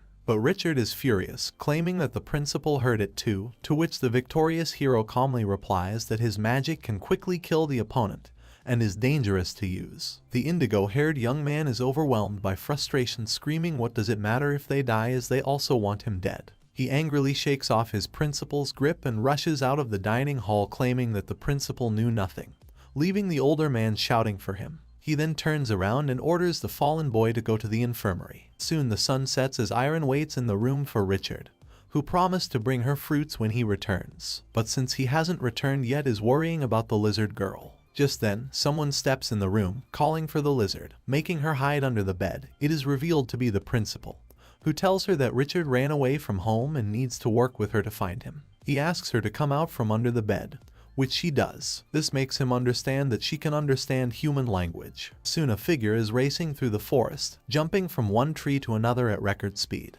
He turns to ask Bam Bam if she is okay. It is then revealed that the cloaked figure is the principal of the boys' orphanage, and they both are hunting to find Richard. He asks Bam Bam if she can smell or feel Richard's presence nearby. But Iron cannot reply or focus as she is busy holding on to the principal's shoulder for dear life. But the man is focused on finding his student and cannot realize the poor creature's plight. He deduces that his student could not have gone that far, judging by how little time has passed since he ran off. All the while, she is worried that she might fall from his shoulder and die due to the sheer speed he is running, so she holds tight and puts the smell detection skill on the back burner. But to her immense relief, he soon stops at a treetop and gazes at a village before him. His instincts tell him that Richard is most likely inside the village, as it is known that he comes here regularly. He then turns to the lizard and finds her slightly purple on the face as she looks extremely winded from such an arduous journey. He wonders if she is so sensitive because she is a tiny lizard, and she concurs that it might be true. He then drops onto the ground below the cliff and places Bam Bam carefully on an abandoned set of crates outside the village and tells her to stay there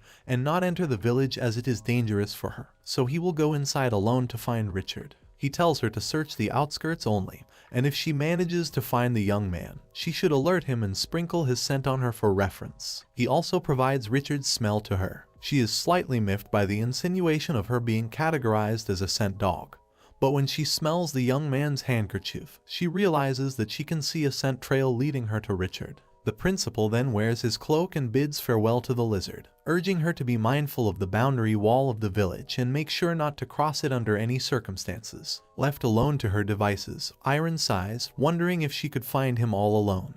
But she is too worried not to try, so she sets off on the journey guided by the scent trail. The moon is high in the sky when she finds the young man desolate on the swings the scene P. She climbs up on his back, surprising him with her presence. He is happy to see her but wonders how she found him after such a long, tiring journey. But she can only make cheerful sounds in response. He apologizes for worrying her and explains that something very upsetting happened today. He was troubled by a few bullies, but he had already dealt with them, teaching them such a lesson that they won't bother him for a while. He calls this experiment No One. He is especially mad at the boy named Ash, who is claiming to have been adopted fairly recently and is bragging about finding new parents. He is disgusted by his boasting, but he vehemently denies being jealous. However, then, he goes solemn as he sees a pair of parents loving their child across the and admits that he sometimes thinks about why his parents left him. If they hated him so much, then why give birth to him? But he claims to understand that ordinary people are terrified of magic, so his parents may feel the same. The thought angers him as he grips the swing tightly, his knuckles white with force. He questions, does that justify leaving him from the beginning, removing his existence from the world? Hearing this, Iron is reminded that in the original novel, Charney and Richard met before growing up, and it is then that Richard finds out that he is the long-lost youngest son of the Collin family. This gives her an idea that Richard would become gentler and kinder once he finds his family instead of being resentful like now. Charney and Richard deserve a loving and secure household and to find and live with their families, as it would be a better life. She plops onto Richard's lap, her empathy revived, and looks at him passionately, promising to find a family for him so he shouldn't worry. She continues thinking that it was not that his family abandoned him. Instead, there is a long story behind it. She asks him to believe in her internally as she will surely find him a loving family. She then tries to gesture for him to head back as Principal Alvian is looking for him. But obviously, he cannot understand her and only pets her head in response, and thanks her for finding him and listening to him. He calls her better than humans, a kind lizard. Just then, Bam Bam sneezes, making Richard worriedly think she caught a cold and assuming that the gradually cooling night might be the reason. He then gets up to head back, but she starts to steer him in the opposite direction with the help of his scarf. As the duo walks into the village, Bam Bam looks around for signs of the principal. She wonders that sometimes she thinks like this, that it is better not to be born in this world, or it is better to disappear as soon as she is born. As then, at least she would be happier now, she thinks that would be the case. And as she thinks this, the duo walks onto a bridge under the moonlight. They come across the principal talking to a villager, probably about his students' whereabouts, when suddenly he turns around as if he notices Richard's scent or presence and rushes towards him to hug him, making them both fall onto the ground from the forceful impact of the hug. The scene is witnessed by a pleased Bam Bam, who looks at her current master's bashful yet pleased appearance as he is engulfed in the warm, loving embrace of his principal, who is relieved to find his pupil safe and sound. The night falls, and the moon shines on a window, cascading through the blinds on a bed on which Richard has fallen asleep peacefully. Bam Bam is perched on the window, thoughtful. The principal watches this serene scene from the doorway and asks the lizard girl why she isn't sleeping yet. He assumes she must be a nocturnal lizard, but Bam Bam thinks she cannot sleep right now. Then the principal sits down in front of his student on a chair. He then sighs, talks to the lizard girl, and says that he wants to thank her as her presence has brightened Richard since the day they met for the first time.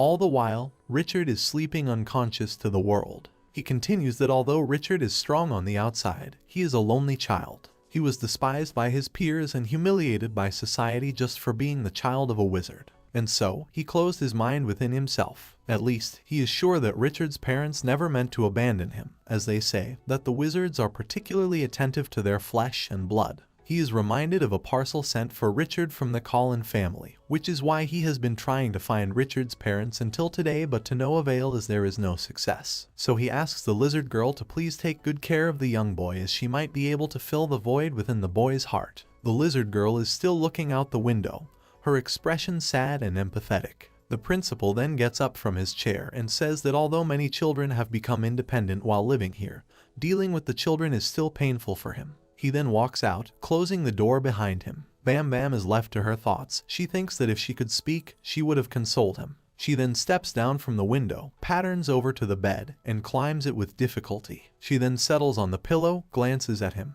and thinks about how his face looks like an angel when he sleeps and how much of a beautiful boy he is. Just then, her back starts to itch and tickle. She wiggles her arms, unable to reach the itching spot, and wonders what is happening on his back and why it has been itching lately. She then closes her eyes wistfully and wishes to be a human by tomorrow, as she cannot wait any longer. She wishes that by tomorrow, when she opens her eyes, she will be back as a human being. That night was no different than any other night except that the moon was exceptionally bright and brilliant. In the morning, Richard is seen huffing and puffing as he climbs the stairs, cursing his principal for making him do this chore for hours on end just because he skipped the training, even though he apologized for the absence. Upon reaching the end of the stairs, he takes the stick he was using to walk and smacks it on the door, warning the principal to wait till he gets older and bigger.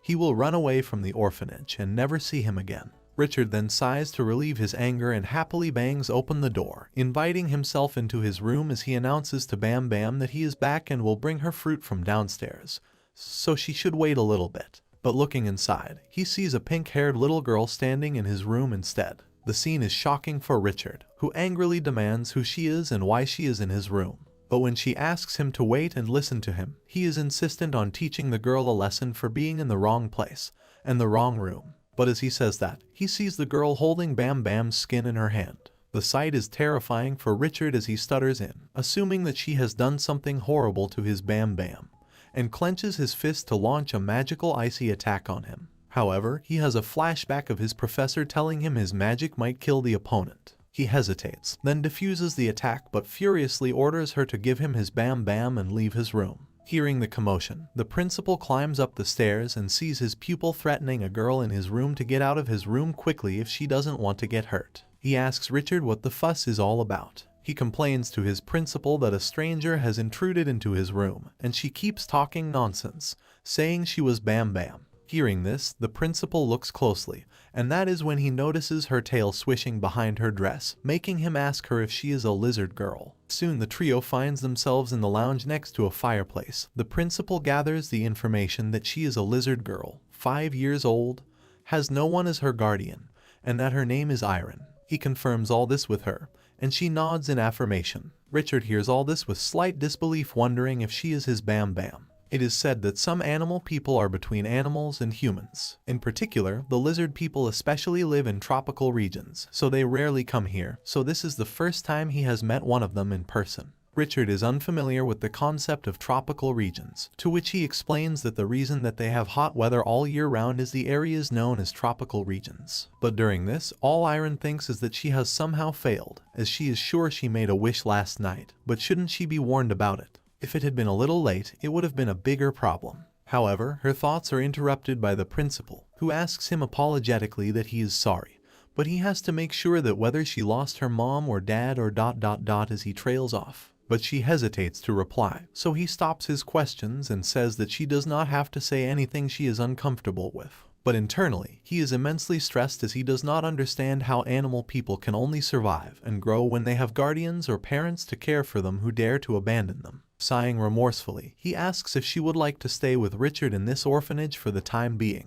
But the more important matter is handling and hiding this tale of hers. As she is made aware of it, she apologizes, saying that she tried to hide it by putting it in my skirt, but that didn't work as it was too big. He hurries and assures her that she shouldn't apologize for such things and says that after he goes to the capital, it would be good for him to find out some information about the animal people there. She picks up on that, and he clarifies that he has some work to do there. She then realizes that the capital is where the Collin family's mansion resides. She then concludes that she can find Richard's parents, but her thoughts made her look at him, making him nervous as if something was on his face. A wooden trinket box is settled on the ground before the younglings. Iron is amazed by the box's contents and in awe of his capable collection. He explains that he has been collecting all this pretty stuff all these years by walking around the backyard.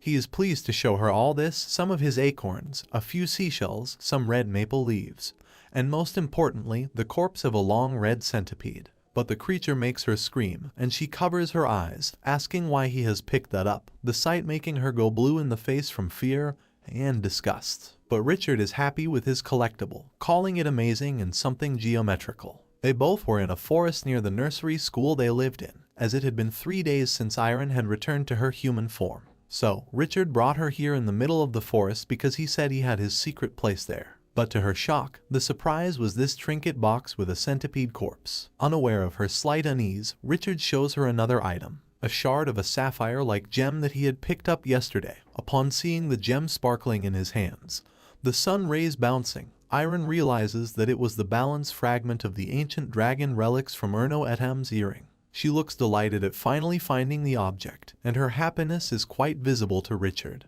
who asks if Bam Bam likes the item. She trails off at that, wondering why he still calls her Bam Bam even when he knows that her name is Iron, to which he replies that he knows that.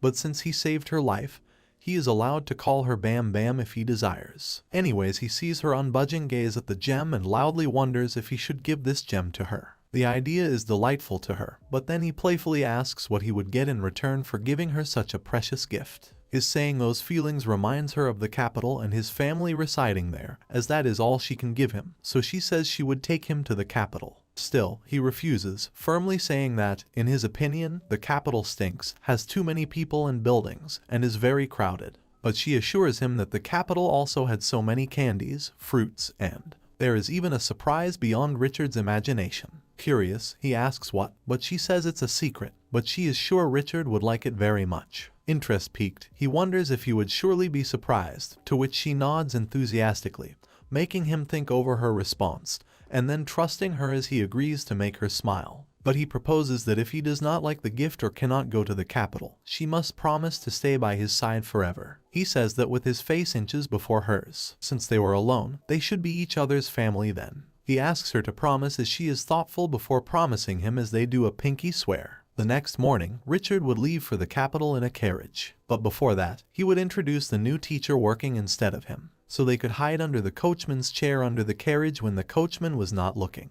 And so, as long as they keep going without being noticed, they would soon arrive at the capital without the principal ever knowing. This is all a plan that Iron curated herself, and she asks for his opinion, which he says is completely reckless in his honest evaluation. He explains that knowing their principal's personality, the man would never allow this to happen, so what is her plan in case they get caught? The questions confuse Iron as she thinks it would all be okay if they both manage to hide extremely well since all they have to do is endure for a little while. But Richard clears her misunderstanding about this and clarifies that it takes a whole week's worth of travel to reach the capital, making her think twice about her plan. She thinks about how her original goal was separate from this, as she hoped to bring Richard to the Duke of Colin, secretly give back the fragment of earrings to Erno et al., and withdraw some of her money from the bank. This turn of events stresses her immensely, as she has to go to the capital to do so much, and many good things await her. Seeing her worried expression, Richard says that if she wants to go to the capital, to which she says then it would be fun,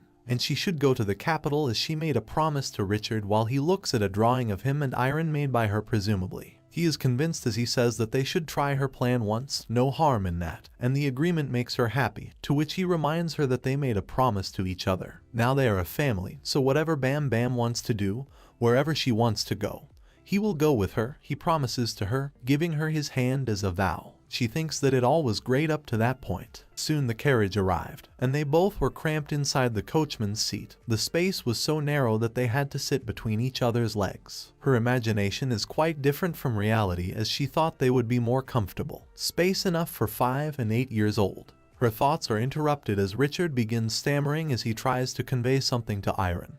His face red and uncomfortable, making her believe he might be cramped. But that is not the case, as he is more likely flushed by her proximity, so he stops himself and says nothing. Just then, the people outside the carriage announce their departure, but just as the wheels run over a stone, they both bump into the carriage, making their presence known to the coachman. He then asks the principal whether he has something heavy in his luggage, but he denies that. But the coachman and Iron felt it as soon as the carriage moved. Iron despairs to realize that her plan has failed miserably. As soon as the carriage starts moving, she realizes her plan is a failure. And that's how the first part of this manhwa ends. Well guys, if you like this video and you want a second part, comment below with the word part 2. Also subscribe to the channel, hit the bell and like the video. But most important, leave a comment. Until the next video.